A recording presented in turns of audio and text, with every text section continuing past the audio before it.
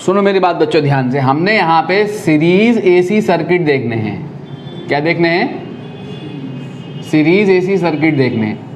ठीक है, हमने देखो 3 एलिमेंट्स होंगे हमारे पास। एक ये कौन है? रेजिस्टेंस। ये कौन है? कैपेसिटेंस। और ये कौन है? इंडक्टेंस। ठीक है, तो 3 एलिमेंट होंगे, रजिस्टर, कैपेसिटर और इंडक्टर। ये 3 एलिमेंट्स हमारे सीरीज में होंगे। ठीक है, या तो इन दोनों में से कोई 2, या ये दो या ये तीनों। यानी हमने क्या पढ़ना है? सीरीज एसी सर्किट पढ़ने हैं। पैरेलल एसी सर्किट भी होते हैं, वो हमारे सिलेबस में नहीं है। हमने अपने सिलेबस में क्या पढ़ना है? सीरीज एसी सर्किट को पढ़ना है। और सीरीज में क्या डिवाइड होता है? वोल्टेज या करंट? वोल्टेज डिवाइड होता है। तो आप यहाँ ध्यान दें, आपके पास 3 सर्किट एलिमेंट होंगे। जनरली अगर 3 सर्किट एलिमेंट हैं 1, 2 और 3, ये तीनों सर्किट एलिमेंट अगर सीरीज में हैं, एक R है, एक L है, या एक C है, या कोई और है, ठीक है, इसके अक्रॉस अगर AC सोर्स लगा हुआ है, तो DC सोर्स लगा हुआ था तो हमने कैसे किया था? इस पे अगर ये DC सोर्स है तो DC सोर्स के लिए हमने क्या किया था? अगर ये 3 सर्किट एलिमेंट है आपके, मेरी बात को ध्यान से समझें, पहले थीम समझ लें फिर हम AC को करेंगे। अगर ये हमारे पास DC सोर्स है, ठीक है, और ये 3 एलिमेंट अगर सीरीज में है, इसके ऊपर 2 वोल्ट है, ठीक है, इसके ऊपर 5 वोल्ट है और इसके ऊपर 7 वोल्ट है, तो ये अप्लाइड EMF निकाला जा सकता था ना? अप्लाइड EMF क्या है बताओ तो सही जरा? 2 + 5 + 7 वोल्ट। यानी ये जो अप्लाइड EMF है ये कितना है? 14 वोल्ट है। ठीक है, सिंपल, इन तीनों का एल्जेब्रिक सम हो जाएगा ये अप्लाइड EMF। यही वोल्टेज ही यहाँ 3 जगह बटा है। ठीक है, यहाँ पर क्या होता है? ये जो AC है हमारी, अगर यहाँ पे वोल्टेज 2 वोल्ट है और यहाँ पे वोल्टेज 5 वोल्ट है और यहाँ पे वोल्टेज 7 वोल्ट है, अगर ये 2 वोल्ट, 5 वोल्ट, 7 वोल्ट, अगर ये इंस्टेंटेनियस वैल्यूज हैं, क्या हैं? इंस्टेंटेनियस वैल्यूज ऑफ क्या? AC voltage. इंस्टेंटेनियस समझते हैं? किसी पर्टिकुलर इंस्टेंट पर इस सर्किट एलिमेंट पे ये वोल्टेज है, क्योंकि सर्किट में वोल्टेज लगातार और करंट जो अप्लाइड EMF है, इसका मैग्नीट्यूड लगातार वेरी कर रहा होगा। जब ये वेरी कर रहा होगा तो 1, 2, 3 इन सब पे वोल्टेज की वैल्यूज जो होंगी क्या होंगी? डिफर कर रही होंगी। ठीक है, तो किसी पर्टिकुलर इंस्टेंट पर अगर 1 पे वोल्टेज 2 वोल्ट है, 2 पे 5 वोल्ट है, 3 पे 7 वोल्ट है, तो पहली बात याद रखेंगे, ये नोट है, तो अप्लाइड इंस्टेंटेनियस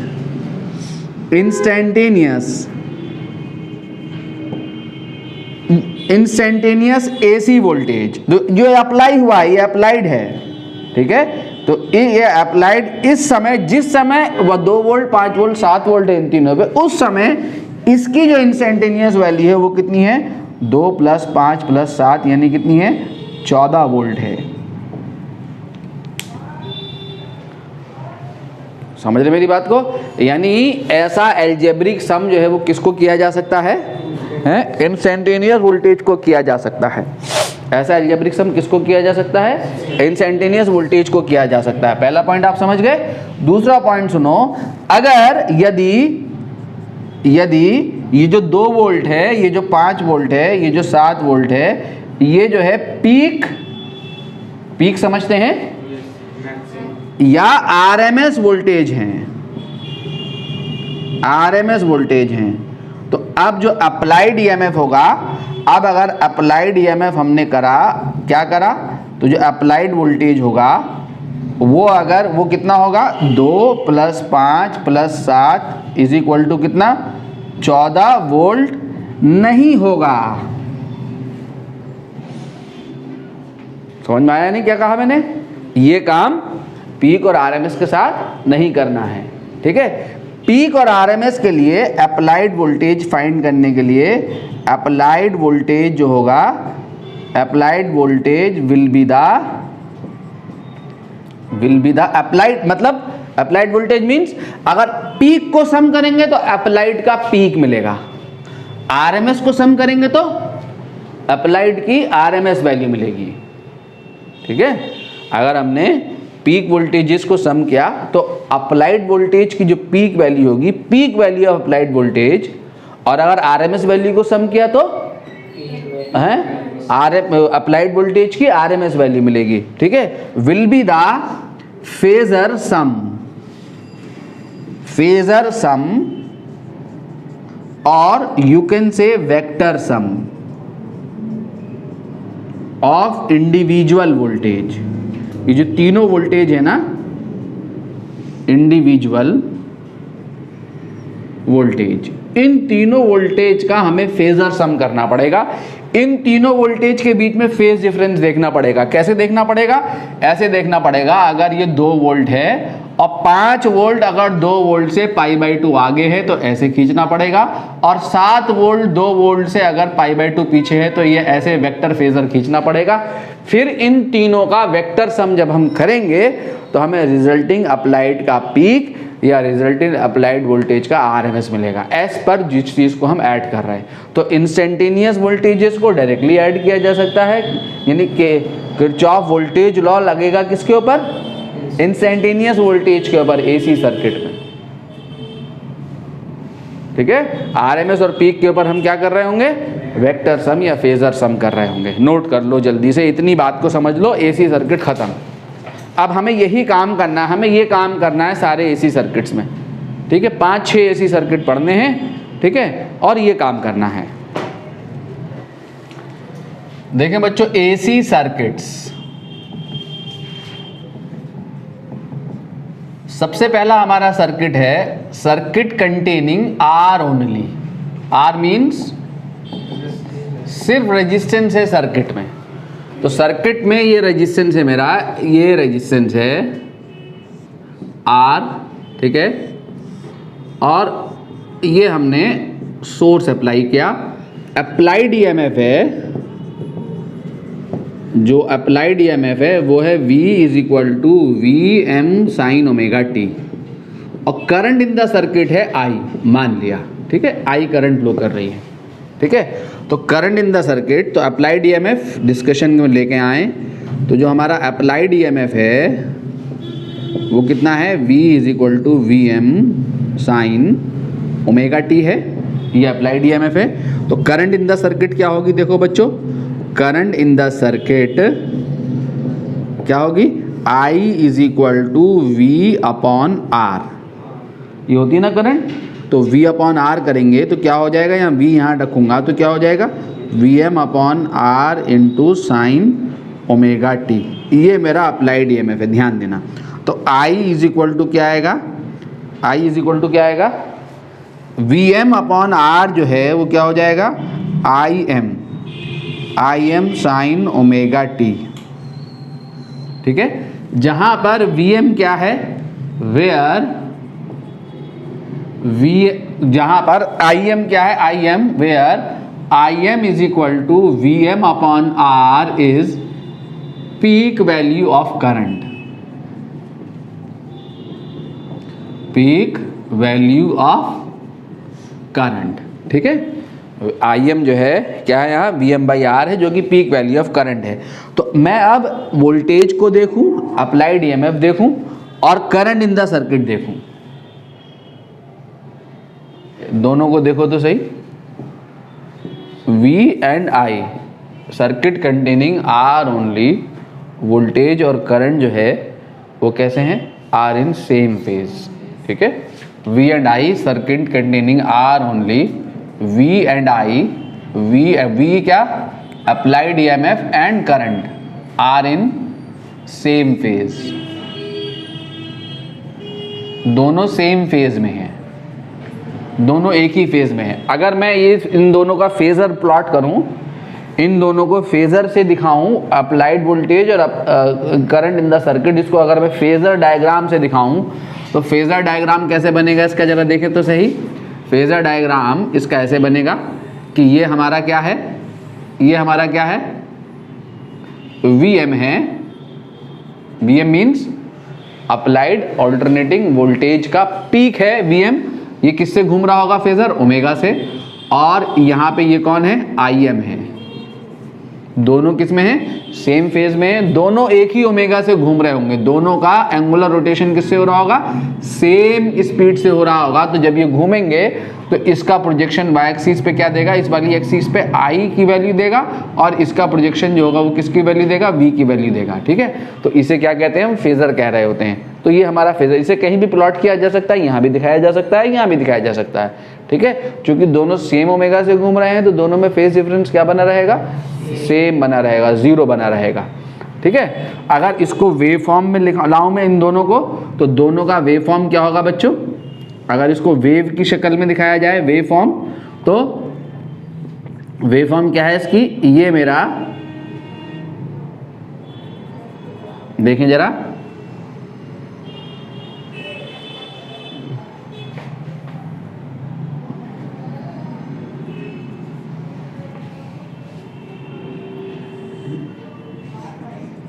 ये हमारा ये जो है क्या है, VM है, V। ठीक है, अप्लाइड ऑल्टरनेटिंग वोल्टेज है। तो करंट कहाँ है, देखो तो सही, ये करंट है, both are in same phase, दोनों सेम फेज में। तो ये किसका पीक है, ये करंट का पीक है, IM। V और I दोनों में से यहाँ कोई भी प्लॉट कर लो। ठीक है, तो ये जो है किसके लिए है, ये किसके लिए है, ये V के लिए है, और ये किसके लिए है, ये करंट का वेव फॉर्म है। ठीक है, वो वोल्टेज है और वो क्या है आपका करंट है। क्लियर हो गया, नोट करो जल्दी से। सर ये ग्राफ नीचे क्यों आ गया, आई के किस में, सर ये डॉटेड वाला ग्राफ इसलिए नीचे, ये इसलिए नीचे आ गया कि इसका पीक दोनों का अलग अलग होगा ना, दोनों को एक ही जगह ड्रॉ किया मैंने। इसका पीक कितना है, IM = VM/R है, रेजिस्टेंस से डिवाइड करके मिल रहा है इसका पीक। तो इसका पीक इसलिए मैंने यहाँ छोट कम दिखाया है, करंट का पीक कम दिखाया, किससे, अप्लाइड वोल्टेज से।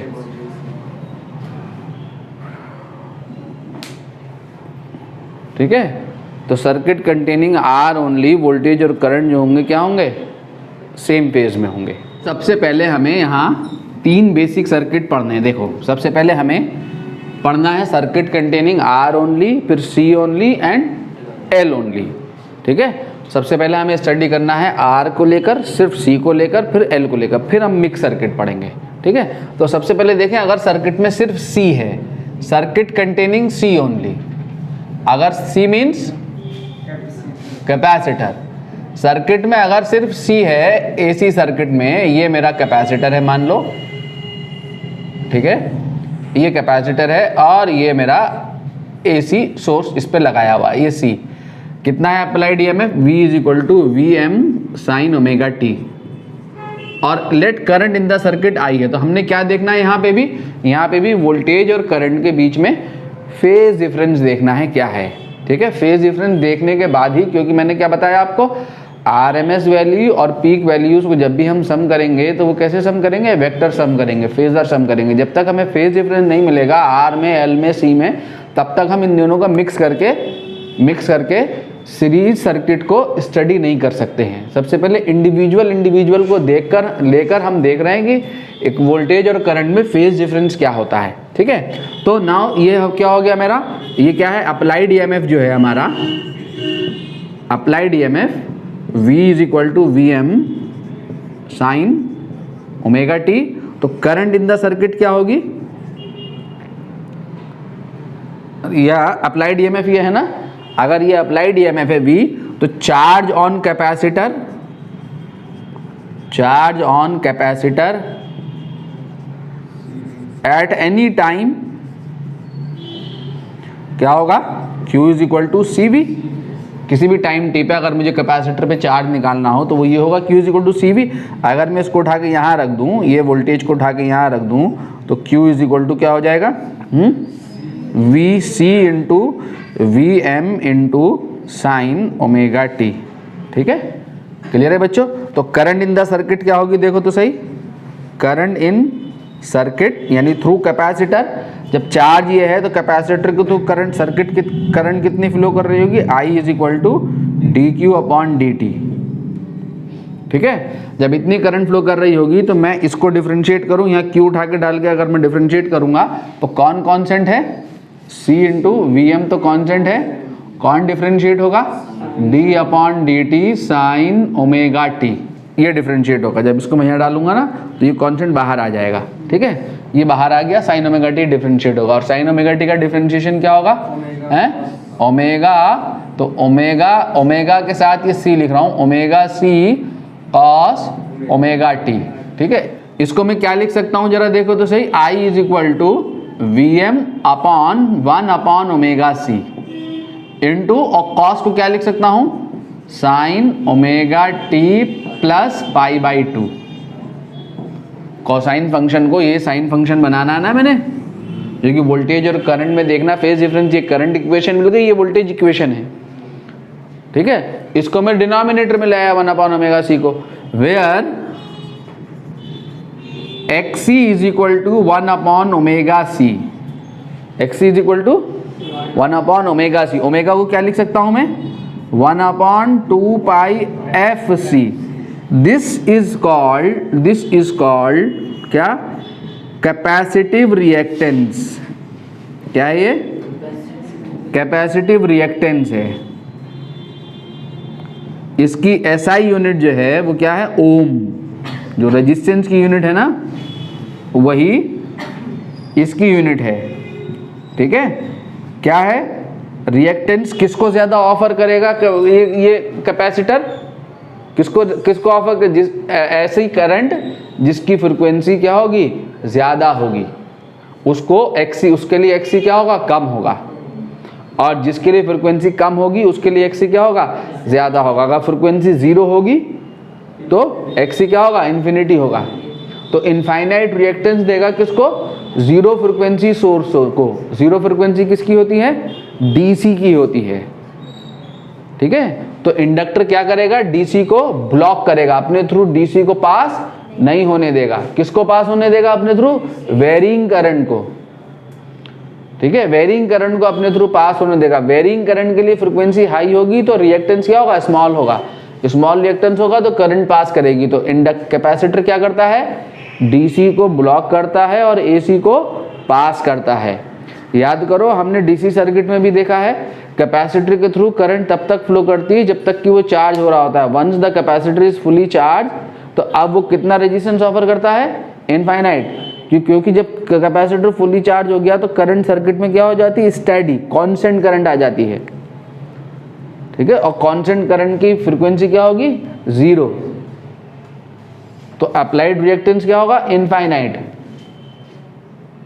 ठीक है। तो वहां पे हमने t इक्वल टू इन्फिनिटी वाले केस में कैपेसिटर को क्या किया था, ओपन किया था, और t इक्वल टू 0 पे द मोमेंट व्हेन जस्ट की के इज क्लोज्ड, कैपेसिटर को क्या किया था, शॉर्ट किया था,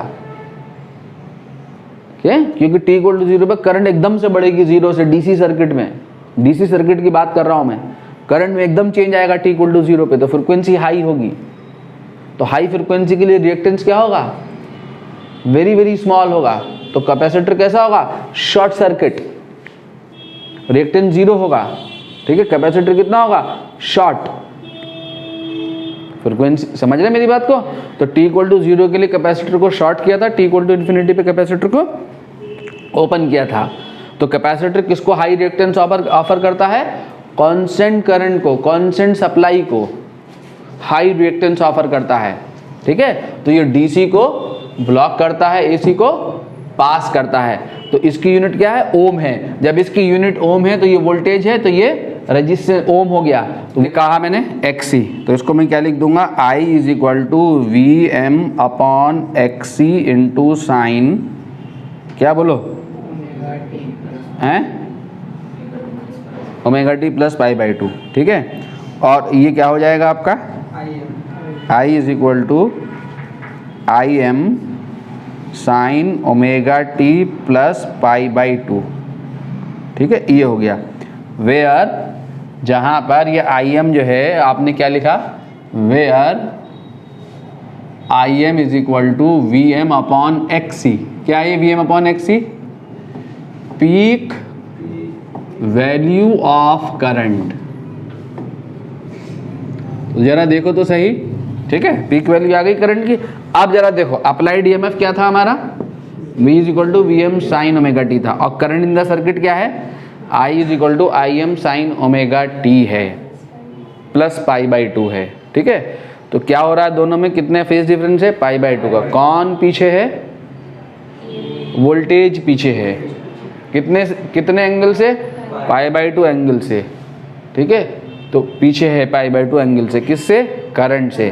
तो सर्किट कंटेनिंग सी ओनली क्या होगा, इन सी इन कैपेसिटर क्या, V लैग्स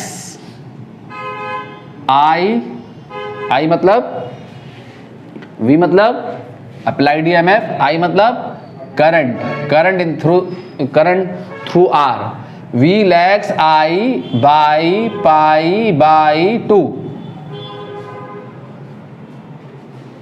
ठीक है, V lags I by pi by 2, ठीक है। तो वोल्टेज जो है कैपेसिटर में करंट से पाई बाई 2 पीछे होता है, याद करना है।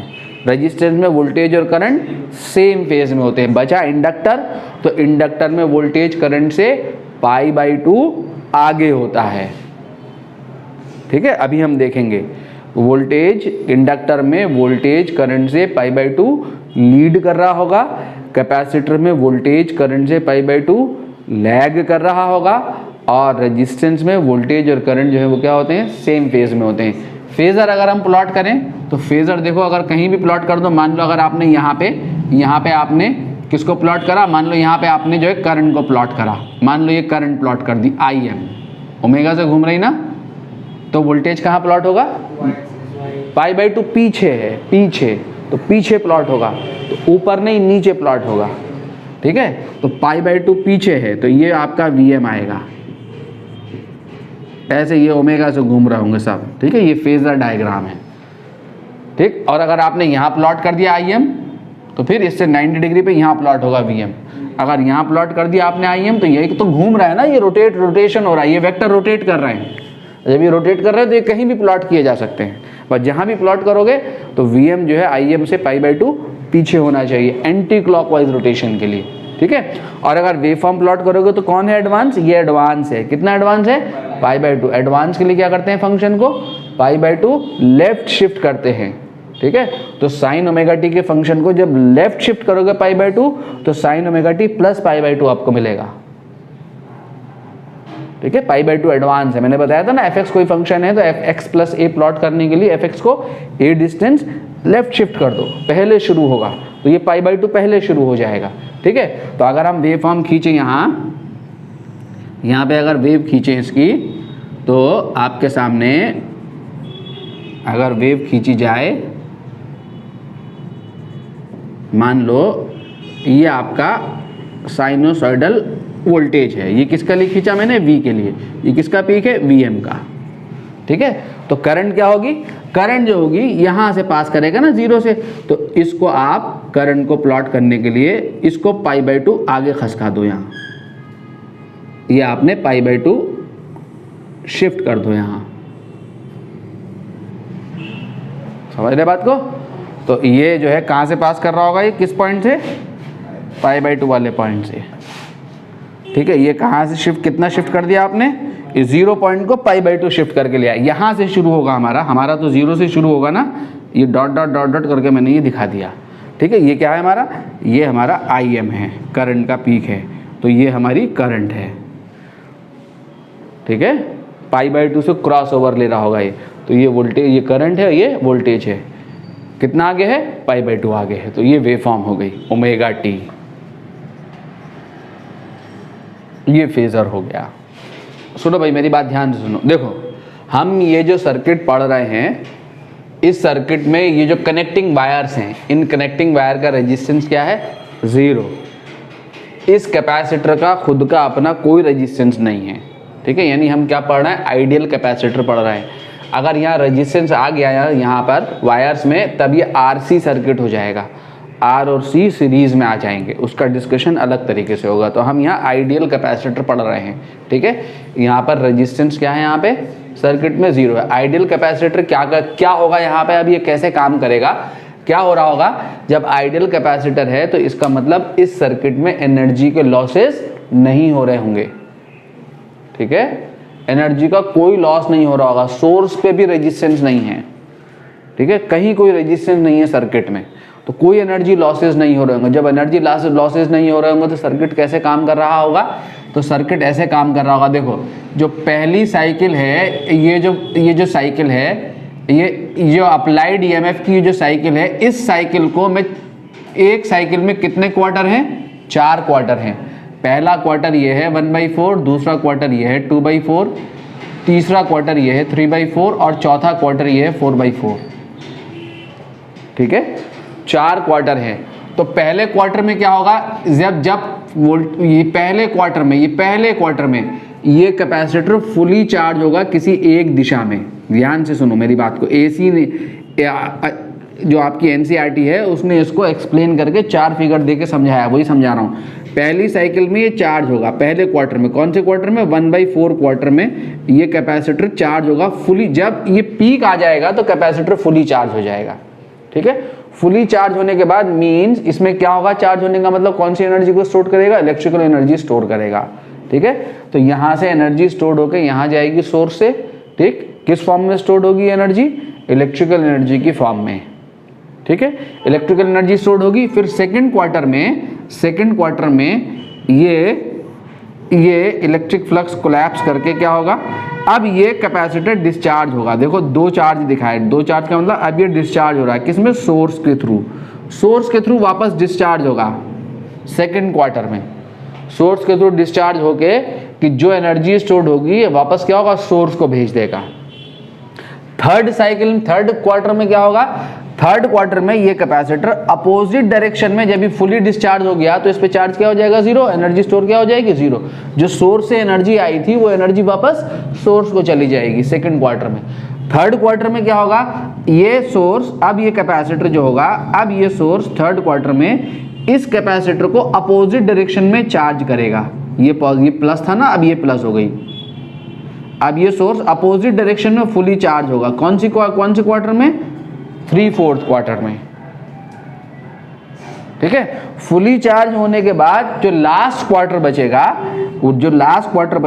फिर उस क्वार्टर में ये क्या होगा, वापस जो है एनर्जी को वापस सोर्स को भेज देगा, फिर डिस्चार्ज हो जाएगा वापस, ठीक है। ऐसे एनर्जी इस सोर्स और कैपेसिटर के बीच में एक्सचेंज होती रहेगी, ऑसिलेशन होता रहेगा एनर्जी का, ठीक है। एनर्जी बिल्कुल भी ज़ाया नहीं होगी, एनर्जी का लॉस नहीं होगा। ऐसे सर्किट जिनमें करंट और वोल्टेज में फेज डिफरेंस π/2 का होता है उनमें एनर्जी लॉसेस नहीं होते। ऐसे 2 सर्किट है हमारे पास, L only and C only.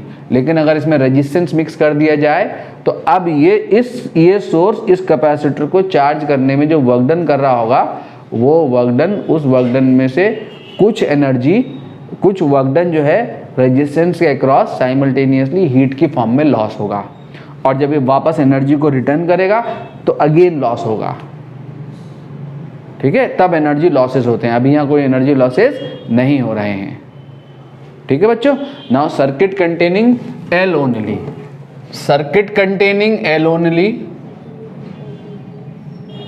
Time क्या हो रहा है बच्चों,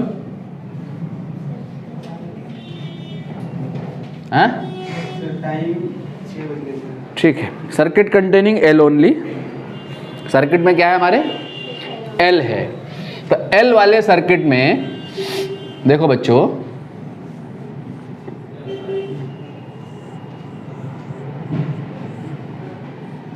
मैं यहां पर करंट से चलता हूं, ठीक है, करंट से चल के अप्लाइड ईएमएफ निकाल रहा हूं, ठीक है, करंट से चल रहा हूं फिर अप्लाइड ईएमएफ निकाल रहा हूं। अप्लाइड ईएमएफ जो भी है मेरा वो अभी निकालूंगा।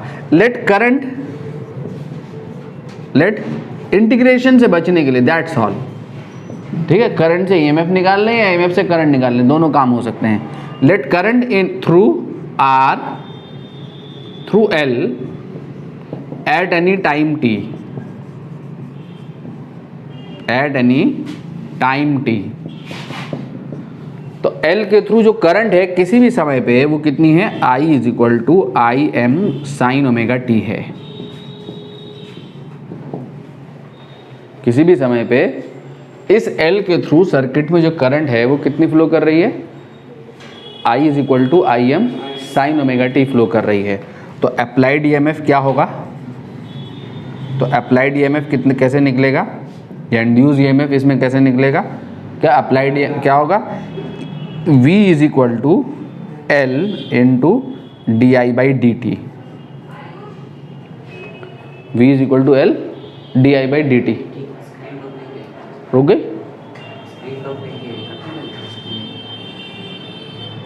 लॉक मतलब क्या,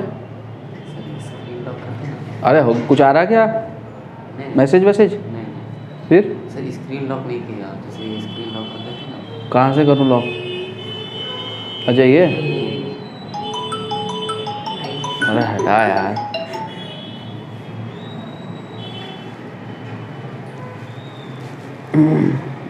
ठीक है। तो अगर अप्लाइड ईएमएफ निकालना होगा तो वो क्या हो जाएगा, V is equal to L D I by D T, ये जो अप्लाइड ईएमएफ है। तो V is equal to L D I by D T की जगह क्या रख दूँ मैं, डी अपॉन डी टी की जगह क्या रख दूँ, आई M sine omega T. I am तो बाहर आ गया और साइन ओमेगा टी का डिफ्रेंशिएशन क्या होगा बोलो, ओमेगा होगा ना। तो आई M into omega L cos omega T, ये लिख सकता हूँ, ठीक है। तो V इज इक्वल टू, इसको मैं क्या लिख दूँ, V is equal to I M into X L cos omega T, where X L is equal to मैंने क्या लिखा, omega L is equal to 2 pi F L. ये क्या कहलाता है, ये कहलाती है इंडक्टिव रिएक्टेंस। क्या कहलाती है, इंडक्टिव रिएक्टेंस, ठीक है। ये कब हाई होगी, जब एफ हाई होगी, एफ हाई मतलब वेरिंग करंट, ठीक है। तो इंडक्टर का काम किसका अपोज करना है जरा बताओ तो सही, अपने थ्रू चेंजिंग करंट का अपोज करता है। तो हाई रिएक्टेंस देगा किसको, वेरिंग करंट को, चेंजिंग करंट को, एसी को हाई रिएक्टेंस देगा इंडक्टर। और अगर डीसी है तो डीसी की फ्रीक्वेंसी क्या होती है, 0, मींस कांस्टेंट करंट के लिए reactance offered to the constant current जो होगा वो क्या होगा, 0 होगा, ठीक है। तो इसका मतलब इंडक्टर जो है किसको पास करेगा, डीसी को पास करेगा और एसी को ब्लॉक करेगा। इंडक्टर डीसी को तो पास कर देगा इजीली और एसी को रोकने की कोशिश करेगा, ठीक है। तो अब ये वोल्टेज है तो ये भी क्या है, वोल्टेज ही है ना, ठीक। तो इसका मतलब V इज इक्वल टू जो है वो क्या हो गया हमारा, वी एम, और कॉस को अगर मुझे लिखना हो साइन के टर्म में तो क्या लिख सकता हूँ, sine omega T plus pi by 2, ठीक है, ये लिख सकता हूँ। Where V M is equal to मैंने क्या लिखा है बच्चों, I M into X L, जो ये क्या है बोलो, पीक वैल्यू ऑफ वोल्टेज, ठीक है, वोल्टेज की पीक वैल्यू है। अब हमें वही देखना है, जरा देखें ध्यान से क्या हो रहा है। ये क्या है मेरा, ये वोल्टेज है और ये करंट है, दोनों को देखो तो सही। वोल्टेज पाई बाई 2 आगे है, ठीक है। अगर वोल्टेज की equation V is equal to V M sine omega T ले लूं तो करंट की इक्वेशन क्या होगी, I is equal to I M sine omega T minus pi by 2। ऐसे भी लिखा जा सकता है, इन दोनों इक्वेशंस को ऐसे भी लिखा जा सकता है। अगर applied voltage V is equal to V M sine omega T है तो करंट इन द सर्किट कितनी होगी, I is equal to I M sine omega T minus pi by 2, ठीक है।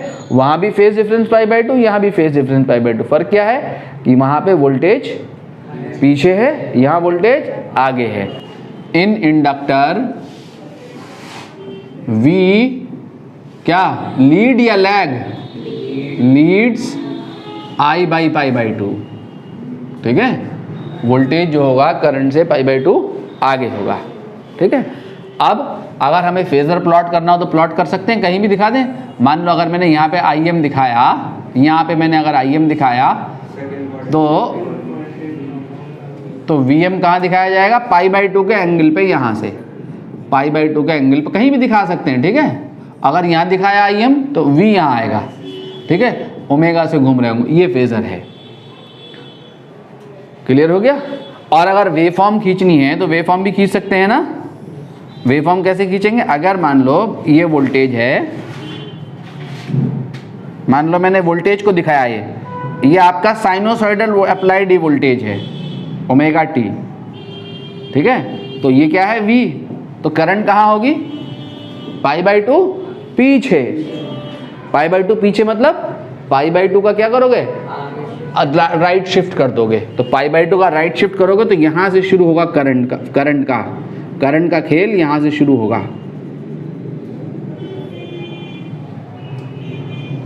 समझ रहे बात को, यानी ये हमारी करंट होगी, यहां पे जाएगा पीक,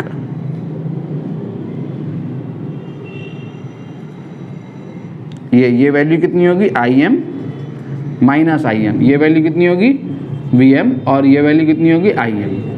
तो ये होगी मेरी करंट, कहाँ से क्रॉस ओवर हो रहा होगा ये अगेन π/2 से, ठीक है। π/2 आगे शिफ्ट किया,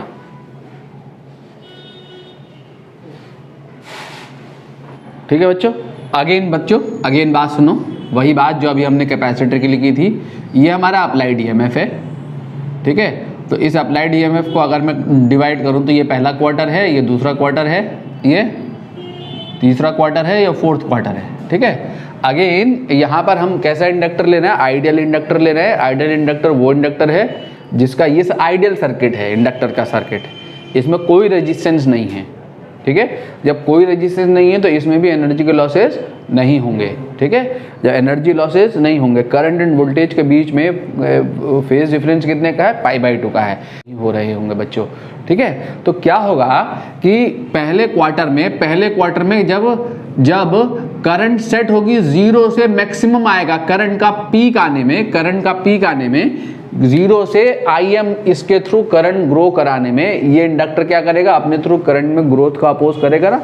उस करंट को ग्रो कराने में उस अपोजिशन के अगेंस्ट ही बैटरी क्या करेगी, वर्क डन करेगी।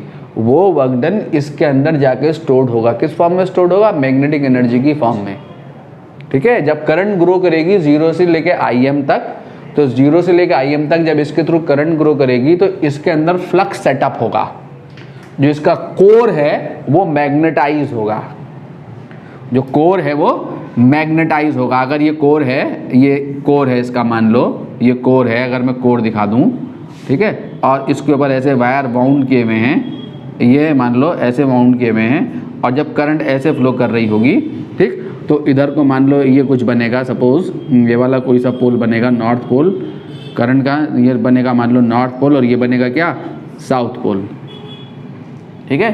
तो ऐसे फ्लक्स सेटअप होगा, ऐसे फ्लक्स सेट होगा, ये फ्लक्स सेट होगा, यहाँ पे ये फ्लक्स सेट हो रहा है, ठीक है। ये कोर क्या होगी, मैग्नेटाइज होगी, इसमें 0 से लेके Im तक, ठीक है, ठीक। मैग्नेटिक एनर्जी स्टोर्ड होगी यहाँ पे मैक्सिमम।